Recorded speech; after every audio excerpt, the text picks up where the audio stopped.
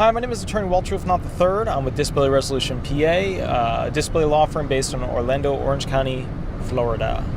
I'm getting kind of revved up at this point. My mind's a little bit all over the place because I haven't done a bunch of these videos yet. When I get to the middle part, after about, I'd say 30 minutes into making them, I'll be a little bit smoother. All right, let's go ahead and begin. Let's get a good thing here going on. Okay, classic.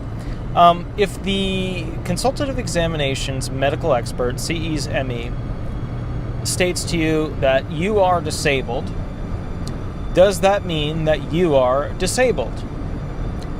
Absolutely, 100% not. No, absolutely not. Okay? Absolutely not. Absolutely not. Why? They even stated in the briefs that if a certain doctor states that, this individual is in fact disabled, or they check off on a form, disabled for 12 months or more, this is not good enough, and here's why. Only an adjudicator, whether it's a DDS rep, an AAJ, an ALJ, a federal court justice, only an adjudicator, okay, sometimes field office individuals, but only an adjudicator can go ahead and classify you as disabled. And here's why. Doctors are not experts on knowing what the medical, administrative, and vocational aspects, and it could be education, academia, all of those different genres of, industry and how it all comes in. They're not experts in the law. So if they don't know what the law requirements are for how disabled somebody would be, then they cannot de facto decide whether or not you are disabled. So that's why we leave it up to DDS reps, ALJs, AAJs, things like that, all right?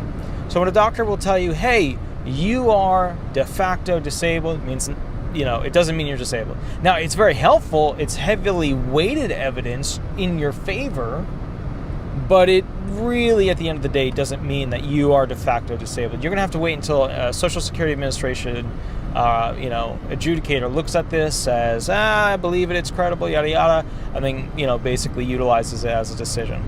Now, with that said, when a medical expert, usually in the form of a specialist, when they're a CE, consultative examination medical expert, comes forward and states that you are disabled, usually you will be found disabled, and here's why. Those doctors have a better grasp on what the requirements are to be found disabled from a vocational standpoint.